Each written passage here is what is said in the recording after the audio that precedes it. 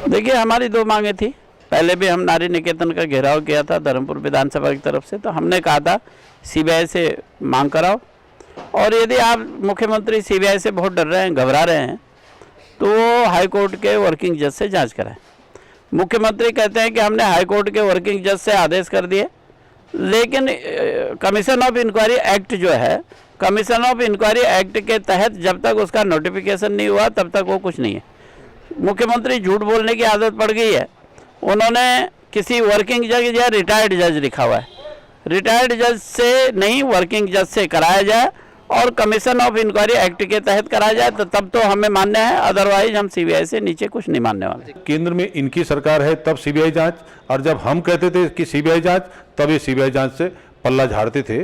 तो ये दोहरे मानक नहीं होने चाहिए। बीजेपी की जब सरकार थी 7 से 12 में, उसी दौरान देहरादून में मानसिक रूप से विक्षिप्त संवासिनियों को ला करके उनकी कोई व्यवस्था नहीं की गई, और इस समय सरकार ने उनके रहने खाने से लेकर के उनके इलाज की, और जो विक्षिप्त हैं उनको कैसे ट्रीट करना है, उनके साथ क्या क्या उनको चाहिए, वो सारी जिम्मेदारियों का जो सरकार की थी उस पर काम हो रहा है। इस अमानवीय व्यवहार के लिए मैंने तो कहा था कि इसके मंत्री जो समाज कल्याण मंत्री हैं उनकी बर्खास्त की भी मांग मैंने महामहिम जी से की थी कि बहुत बड़ा प्रकरण है कि आप जो स्वस्थ महिलाओं के साथ, स्वस्थ संवासनियों के साथ जो मानसिक रूप से विक्षिप्त हैं उनके साथ रख रहे हैं।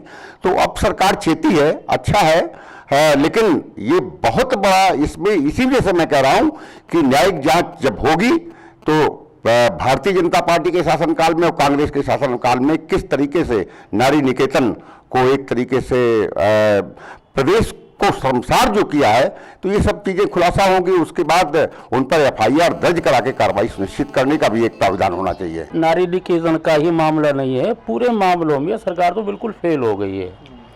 अब आप दुनिया भर का ढंढोरा पीट रहे हैं, बोल तो रहे हैं आप ये करेंगे वो करेंगे वो करेंगे, लेकिन कर कुछ नहीं रहे।